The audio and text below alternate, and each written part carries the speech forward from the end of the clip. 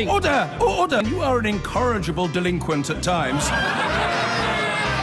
Behave yourself, man!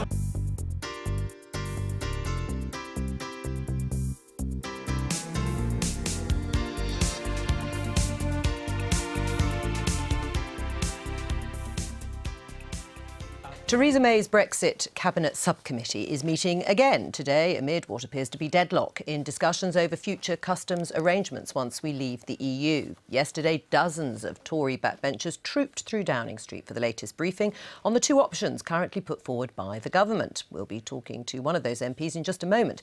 But first, our Deputy Political Editor, John Pienaar, can bring us up to speed. John, there's an awful lot of activity, a flurry indeed. Working parties looking at the two options, dozens of MPs trooping into Downing Street. Is any of it actually coming to anything concrete? Well, as you say, Jo, there's a huge amount of activity going on. The Cabinet met this morning. The key ministers on the Brexit subcommittee, most immediately concerned with Brexit and looking for some way through on the customs union in particular. They're meeting very, very shortly, and Tory MPs have been briefed en masse. So if not now, then very soon, everyone involved will have a very, very clear picture of how much progress the government is not making on Brexit. What we have is if not a deadlock, it's a process of wading through treacle to an absolutely unknowable outcome in these negotiations still ahead. As you said already, two options on the table. One of them is some kind of partnership which has never been tried before, in which Britain would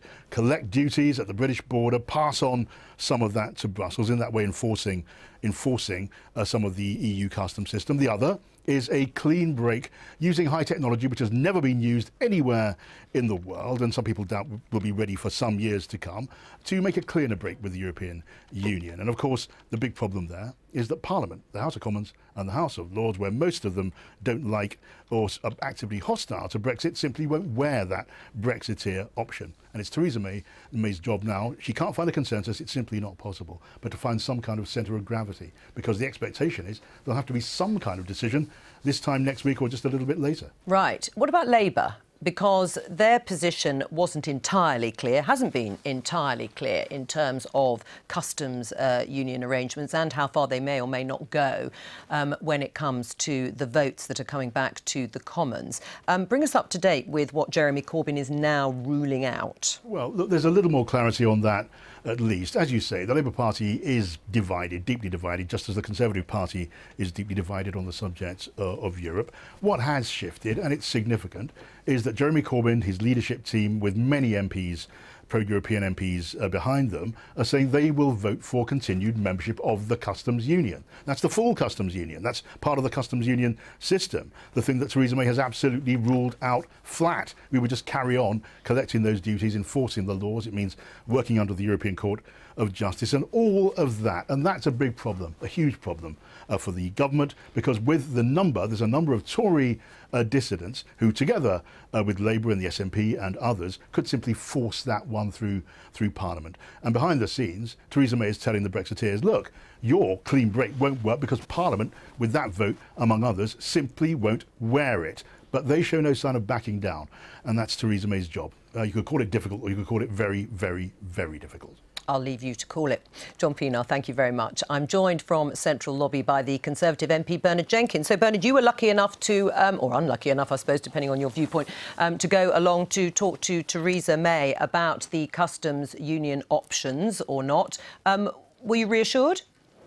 Well, I'm very reassured. She's approaching this in a very level-headed and pragmatic way, which is her style and which gives the vast majority of us great confidence in her leadership. I must just correct John Pienaar on one thing. She is not thinking that she's going to be frog-marched by Parliament into a customs union or into an arrangement. We will win these votes on the withdrawal bill and on the customs bill. She has no doubt about that. We have no doubt about that. This is purely about the negotiations with the EU. And I've no doubt that we would go for the max FAC arrangement if there was goodwill from the EU to give it time to work, and there wasn't this ludicrous threatening about the Northern Ireland border. And I think the crunch really is about the Northern Ireland border, because unless the government is prepared sooner or later to face down the Irish government and the EU threatening infrastructure at the Irish border and call their bluff on that one, then we really haven't got much of a negotiating position, which is, I think, is where we're going to have to show firmness. Right, facing down the Irish government, that's the solution, Polly. Well, it's quite extraordinary, really. I mean, there isn't a border in the world that is policed without some kind of infrastructure unless there is a customs partnership and a single market. I mean, it's just absolute nonsense, really. And what is holding the government up, in my view, is that they just keep putting forward ideas that don't make any logical sense, that include complete internal contradictions. And whilst they continue to put forward stuff to the European Union, which is logistically, technically and legally impossible, we will continue to make no progress. Theresa May is the one who said she doesn't want a hard border in Northern Ireland. If that is what she really means, we need to be in the customs union. She just needs to get over it. Well, you just need to get over it along with Theresa May, Bernard. Before Varadkar was elected, under the previous Irish government, the Irish government itself was saying there will be no infrastructure at the Northern Ireland border. This has become a political issue because Varadkar has chosen it to be so, and because the European Union is exploiting it. Nobody wants infrastructure at the border. If there is infrastructure at the border in Northern Ireland, it will be the responsibility of the Republic of Ireland and the European Union, not the responsibility of the British government, because it's not necessary. But Bernard Jenkins, why is it that we've had these two options for a year now and no decision has been made? Why is it, if you say the only people holding it up at the EU, is that your government has not made a decision? The government are trying to be as reasonable as possible with the EU, even though the EU is being very unreasonable. But you're holding a gun to her head, you and some of your colleagues, by saying if you do anything other than leave the customs union in its entirety and go for this technological option, then it will be a betrayal. It'll be a betrayal of that referendum. It'll be cretinous, according to Jacob Rees-Mogg. It'll be crazy, according to Boris Johnson. In what way is that helpful? Well, I would just submit that the British people voted in the referendum to leave the European Union, which means leaving the customs union and leaving the single market. And the Prime Minister's made that... So why hasn't she made that decision? Just a minute, can I finish the point? The Prime Minister herself has made it perfectly clear we're leaving the customs union. So why are we still discussing this? Because we are trying to accommodate a very intransigent and obstructive European Union. But I think the problem with the European Union is they don't really want us to have the regulatory autonomy, the control over our laws and our borders and our money that the people voted for. They're determined to make a point that you can't really leave the European Union without being punished for it. And Polly, isn't that the case? That we're going to have to confront them on that. But isn't that the case, Polly, that they are making it difficult? Michel Barnier has dismissed both the options pretty well out of hand, and that if there were a will, a political will, it could be overcome, even if Britain leaves the current customs union. I mean, what did you make of your former boss, Nick Clegg, joined by David Miliband and Nicky Morgan yesterday, making this big call to parliamentarians to do the right thing as they see it? Well, I think for the sake of our economy, staying in the single market in the customs union, and then if in future governments want to take a different decision, seems to me the best way to implement the referendum decision to leave the European Union. Just get out of the institutions of the European Union, but do it that in a way that is as undisruptive as possible. But then you haven't left. But you have. We wouldn't be in the European Parliament, we wouldn't be in the European Commission. I, of course, would rather that we had voted to stay, but it seems to me that simply moving outside of the European Union and then allowing, through our democracy, future governments to decide the future direction of the UK is the way to get out of this complete impasse, which is just tearing everybody to pieces. Would you have advised Nick Clegg to do what he did yesterday, telling parliamentarians what to do? Should they listen to him? Well, parliamentarians will make their own choice, but what I was really positive to see is three different politicians from three different parties working together in their national interests. And I'm afraid to say it doesn't feel like the Prime Minister does that, because she has repeatedly and only ever shown an interest in defending the interests of the 52%, rather than trying to build an option or an approach which can unite the country, which at this time of division and outrage seems to me what we need more than anything. Bernard? Well, what we saw were three out-of-touch establishment politicians who lost the referendum, and they still can't come to terms with the result. And they want to put us into the EEA, which is the kind of half-in, half-out option, which is the worst of all worlds. You have all the disadvantages of not being in the European Union, but all the costs and restrictions applied to you and the inability to do free trade deals in the rest of the world. Why would we want the worst of all possible worlds? I mean, someone like Jonathan Hill, who was the EU Commissioner under David Cameron and passionately supported Remain, in his speech to the House of Lords, he said, look, if we're leaving the European Union, we've got to take advantage. We've got to be right out and have the freedoms that are necessary in order for us to make a success of leaving the European Union. Bernard Jenkins. That's much more logical. Thank you. Let's stick with Brexit because we just can't get enough of it. Later today, the Scottish Parliament is expected to refuse to give its consent to the UK's main piece of Brexit legislation. The Scottish and UK governments are at odds over the EU withdrawal bill and what it could mean for devolved powers. Labour, Green and Lib Dem MSPs are expected to back SNP members in rejecting the Westminster bill, saying it would restrict Holyrood's powers. Our political reporter Nick Eardley reports. Vote leave and to take back control. Take back control. Take back control. It was the motto of the Leave campaign. And take back control. We should take back control. But like many other elements of Brexit, delivering it is less than simple. In this case, what does taking back control mean for devolution when powers come back from Brussels in less than a year's time? The UK and devolved governments have been discussing that for months. In here, a few weeks ago, the Welsh Government came to an agreement with UK ministers, but the Scottish Government says it doesn't go far enough. The issue of principle at the heart of this discussion from day one has been whether or not the Scottish Parliament should be required to consent if its powers are to be reserved to Westminster for any period of time. And in the view of the Scottish Government, and I think we're backed on this by other parties with the exception of the Conservatives, the consent of the Scottish Parliament to the removal of any of our powers should be an absolute prerequisite. Here's a reminder of what it's all about. Imagine you are this cow. OK, bear with me here.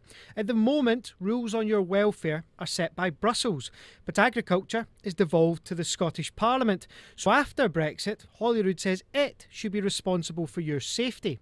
But the UK government is worried that could mean there are different rules across the UK and it could impact trade if you're sold to a farm in England. So it wants to take control and freeze 24 powers for a few years, whether Holyrood agrees or not. And it's not just cows, it's fishing, GM crops and food labelling, among other things too. Today, Holyrood is set to reject the plan. That doesn't stop the withdrawal bill, but it will set up a constitutional clash. If they ride roughshod over that decision, then actually what they're doing is proving that the Scottish Parliament has been right not to accept that our consent in future can just be dispensed with in the way that the UK government wants to. The thing is, the UK government has strong views too. They say they need to protect the UK market. I'm not preempting the vote in Holyrood. I respect the Scottish Parliament. I've been a member of the Scottish Parliament. I hope individual MSPs will look at the issues based on the facts, not based on party prejudice or based on what the Scottish Government wants them to do, but they'll take a step back and say what the UK Government has proposed is a very reasonable solution. With those opposing views, there's little sign of a breakthrough. And it could all end up here at the Supreme Court in London, because the Scottish Parliament has passed its own legislation designed to prevent the so-called power grab. UK ministers say it's out with their responsibility, so they've referred it here. And it could be left to the top judges in the land to decide who has the power to look after our cow and to legislate on other issues too. And to discuss this further, I'm joined by the Scottish Conservative MP Colin Clark and the SNP MP Kirsty Blackman. Welcome to both of you. Kirsty, first of all, the Welsh Government has agreed to the EU withdrawal bill. Why hasn't the Scottish Government? The thing is that this is changing the devolution settlement fundamentally. We've had really good negotiations with the UK government. We've been speaking to the UK government, but the thing is that they've been unwilling to move on Clause 11. And the reality is, I don't think it's right that the Scottish Parliament and the Scottish people voted for the devolution settlement that there is. I don't think it's right that the Scottish Parliament's devolution settlement should be altered in this way. They just need to remove Clause 11. Right. Why isn't it right? When you say it isn't right to do this, on the basis of what? Well, the thing is that we voted for the devolution settlement. The Scottish people people voted for the powers that the Scottish Parliament has. And actually, the thing is that the Scottish Parliament, it seems to me, we'll see what happens in the vote tonight, but it seems to me that the Scottish Parliament will be voting in favour of not approving the legislative consent motion because we have concerns, and it's not just the SNP. Right, I mean, you're just ignoring the will here of the people in Scotland. You're riding roughshod over devolution. Not at all, because the Welsh agreement shows that it does respect devolution. But let's consider what is actually going on. Although here. Wales did vote, narrowly to leave, Scotland did not. The SNP in Westminster wants to see a deal. Mike Russell, the Scottish Brexit minister, thought he had a deal, and Nicola Sturgeon has rode roughshod over them. This is simply grievance politics. It's setting up an IndyRef 2, and it is putting politics in front of jobs, because what people really want to see are frameworks over the whole internal market of the United Kingdom. And the Scottish Government know that, and they're simply trying to create a grievance to promote what continues to be their main desire, and that is for another independence referendum. Is that what you're doing? This has nothing to do with another independence referendum. This is to do with the powers of the Scottish Parliament. And the reality is that it's not just the SNP who feel this way. And actually, we've said that having frameworks across the UK is a good idea, and we would be keen to get involved with those UK-wide frameworks.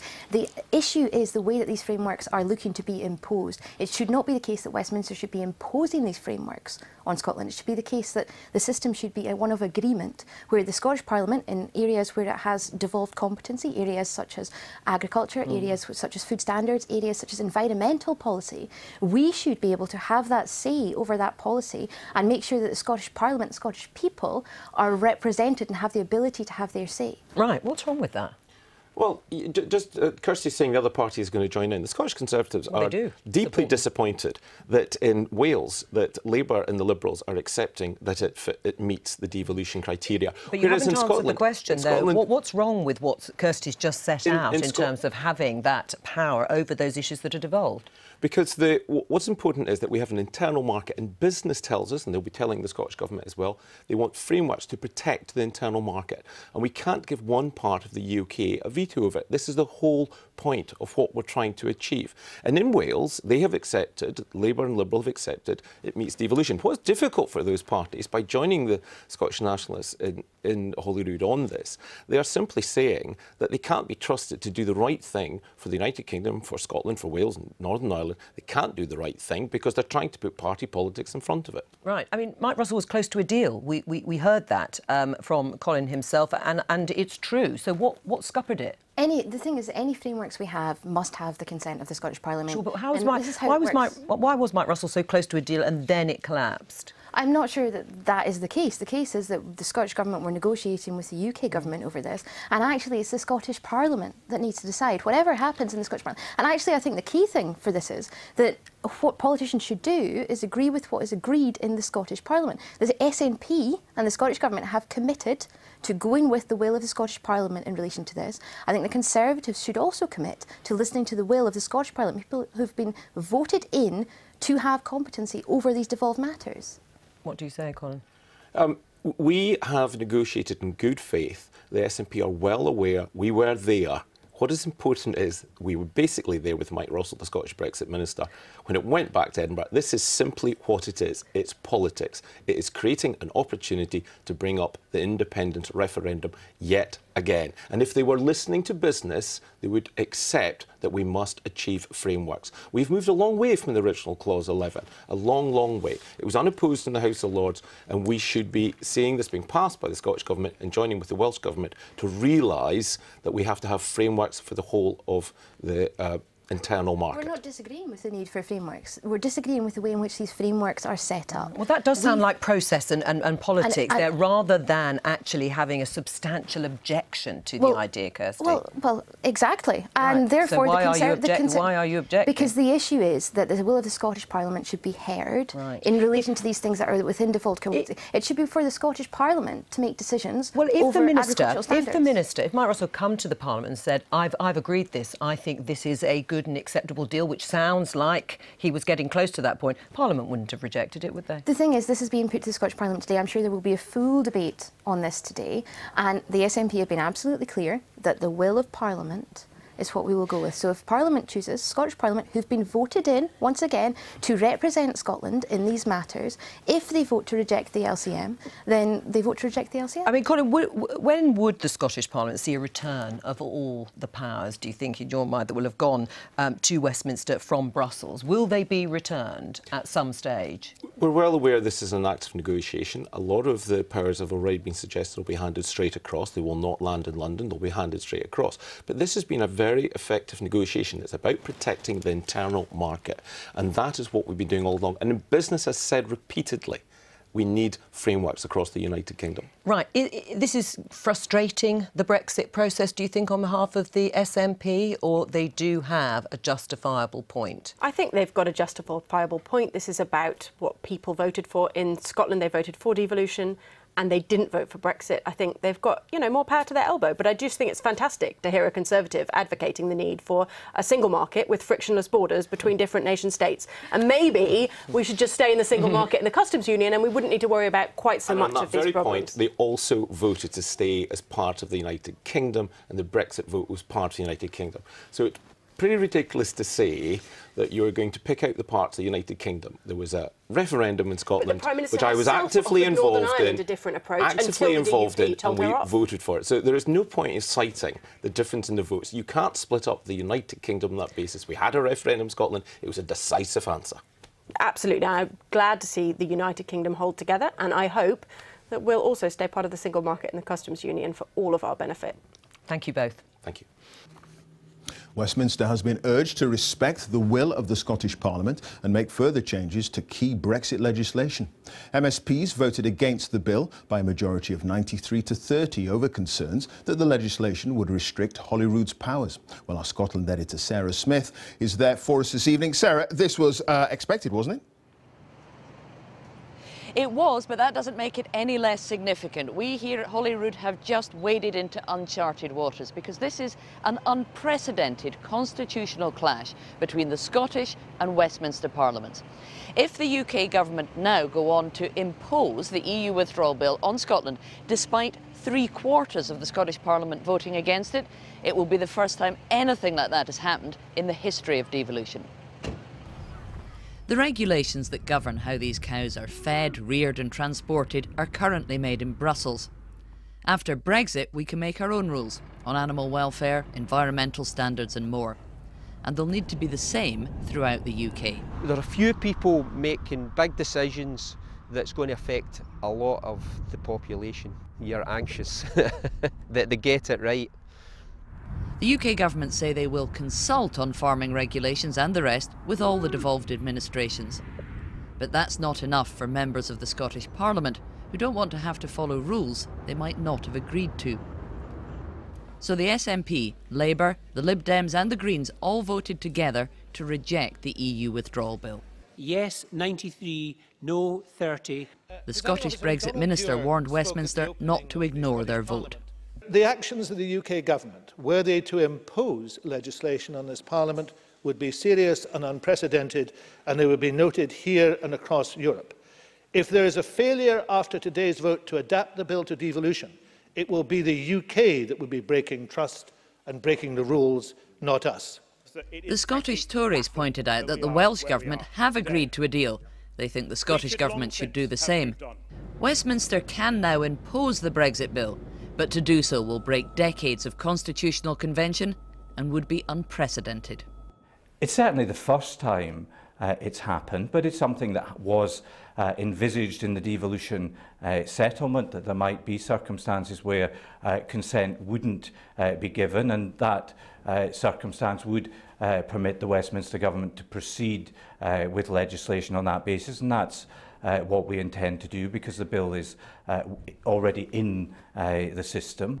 Exactly how the rules are made that regulate the sale and slaughter of these Scottish sheep may appear to be a relatively minor detail in the wider Brexit landscape, but it's also a matter of constitutional principle that presents the UK government with yet one more obstacle on the route out of the EU. Sarah Smith, BBC News, Edinburgh. And the Cabinet has agreed to publish a Brexit government plan, a white paper, next month that will outline the UK's future relationship with the EU in advance of a critical summit at the end of June. Well, our political correspondent Vicky Young is at Westminster. Vicky, is the government any closer to knowing what will be in its Brexit plan?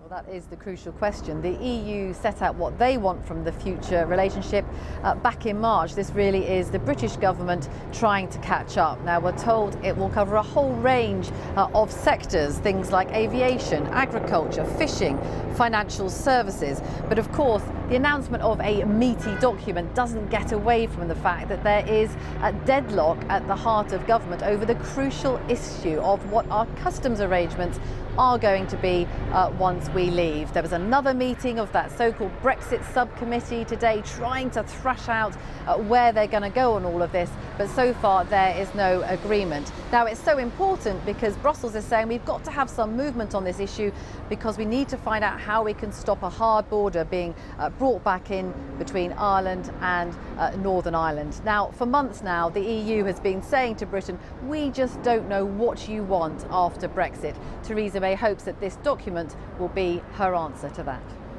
OK, Vicky, thank you. Vicky Young there live at Westminster. Well, let's stay with Brexit, and as if the divisions within the Cabinet over the matter weren't trouble enough for the Prime Minister, a vote in the Scottish Parliament today has paved the way for a potential constitutional crisis.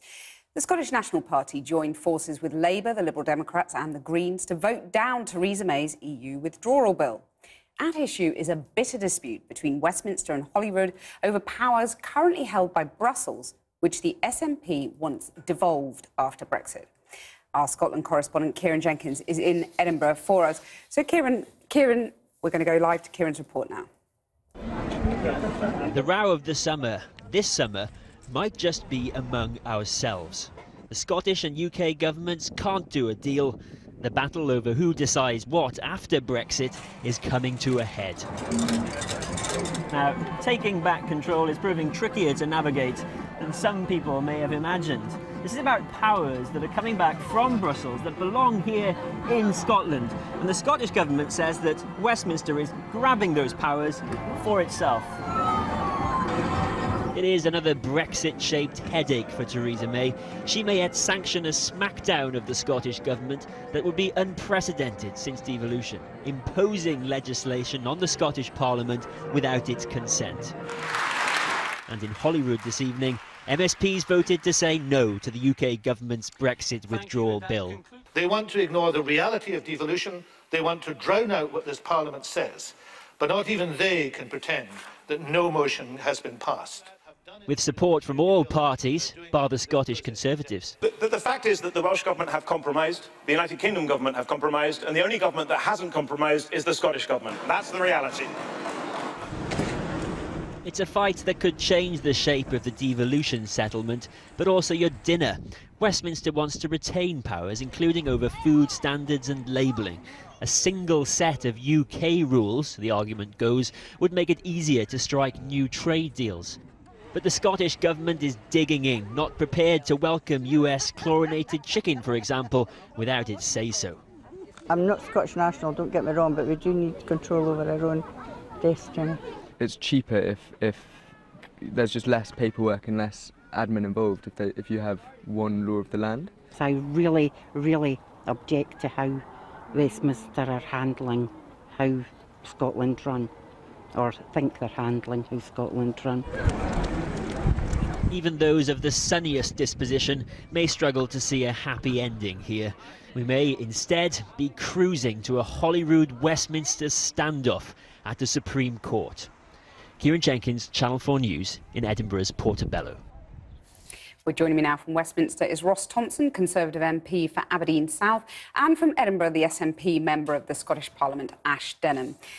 Ash Denham, let's start with you. The UK government has already made concessions good enough for the Welsh government, so what more do you want? Well, I think it is true to say that there has been movement by the UK government. They have made progress. Clause 11, as it was called until quite recently, is now called Clause 11, was considered to undercut or to cut across the devolution settlement, and it has moved slightly forward. But to say that it is compatible with the devolution settlement in Scotland now would not be correct. It is still a power grab. It still cuts across the devolution settlement. It would still allow UK government ministers to legislate in areas of devolved competence. And I think even the Welsh government would admit to you themselves that this was not, the agreement they've signed up to was not their preferred agreement. Okay. They actually would rather have had a non-legislative one themselves. Let me put that to Ross Thompson then. This breaks the 20-year devolution settlement. That's what the SNP are saying. Are you going to have to make further concessions? No, it doesn't break the devolution settlement. It actually protects the existing settlement of devolution that we have in the United Kingdom, which is what Welsh Labour actually said when they signed the agreement. I mean, it's deeply regrettable that the SNP have chosen not to sign this agreement to give legal certainty in Scotland and to ensure actually we can take back all these powers which are currently held in Brussels. That's what the power grab is, taking these back from the EU to exercise them in Scotland. And to see the SNP today reject legislative consent is purely because they are fuelled by grievance against Westminster and want to see another independence referendum. That's all this was about. Let me put that straight to Ash Denham. It's all a pretext for another independence referendum. That's completely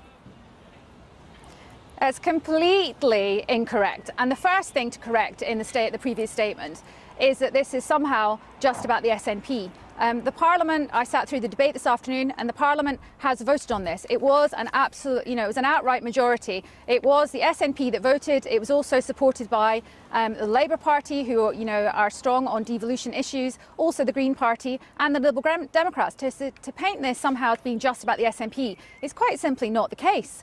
What we are asking for is the situation that currently exists. We are asking for devolution. There's a very important founding principle of devolution, which has served the Scottish Parliament, it's served Scotland, and it's worked in the UK very well for the last nearly 20 years. Today is a historic day. This is the first time that Holyrood has ever refused to grant consent to the UK government. So I hope the UK government is listening very carefully to what the Scottish Parliament has said to them today. And it's not just the SNP. This was a vote in the Scottish Parliament. This is the voice of Scotland speaking to the UK government. And I think they should listen to what has been said. Let me put that to Ross Thompson, who hopefully is listening. I mean, that's the point, isn't it? There's a constitutional crisis afoot here because this hasn't happened before. Well, actually, look, what we're talking about is, trying to gain legislative consent, for all these powers that are going to come back from Brussels. And you're right that this hasn't happened before, but the door is still open to the Scottish Government to sign up to the agreement, to give that legal certainty in Scotland, to do what their Welsh counterparts have done. And I find it really bizarre that, Labour and the Lib Dems have been complicit in this in Scotland, because Labour peers, Lib Dem peers and the Lords have backed this, saying that this is a good deal, that is good for devolution. But you're getting temporary control of 24 areas, aren't you? Sorry, no, what Ash isn't telling you is that this whole manufactured crisis is actually about protecting the UK single market. That's why we need frameworks, so that businesses can continue to trade across north and south of the border. It's about consumers being able to buy the things that they can. Ross Thompson, answer the point about the 24 policy areas that Westminster wants to take temporary control of. That's a power grab, isn't it? No, it's not. This is taking powers back from Brussels that the Scottish National Party are quite happy for the European Union to exercise. This is about taking powers back to the Scottish Parliament. And this is a temporary, time-limited freeze so that actually we can protect the operation of the UK internal market, what the people of Scotland voted for in 2014. The only party that's challenging Nicola Sturgeon, taking them on this grievance, is Ruth Davidson's Scottish Conservatives, and that's what we will continue to do. Ashton. I think it's quite clear that the main thing that's been done here is so that the UK can negotiate trade deals with lower standards in the future. The Scottish Parliament exists, and I was elected to represent the people of my constituency, as my colleagues were, and we're interested in protecting Scottish interests. So we want to have any situation where we're talking about common frameworks or anything to do with trade deals going forward to be negotiated by agreement. That's all we're asking for. We're just asking for our voices to be heard. We're asking for Scotland's interests to be listened to and respected. We can't have a situation where people in London are deciding over things like, you know, in Scotland we've banned GMO foods, for instance. Right. You know, that's a decision that's been taken in Scotland. It hasn't been taken elsewhere, and we would like those type of things to continue. We have devolution for a reason, and that is so that we can have specific solutions for the country that, you know, that fit the country. Okay, so Ash we need to have any powers that are currently devolved need to be controlled by the Scottish Parliament. Denham and Ross Thompson, we could clearly talk about this till the cows come home, but I'm afraid we're out of time. Thank you very much.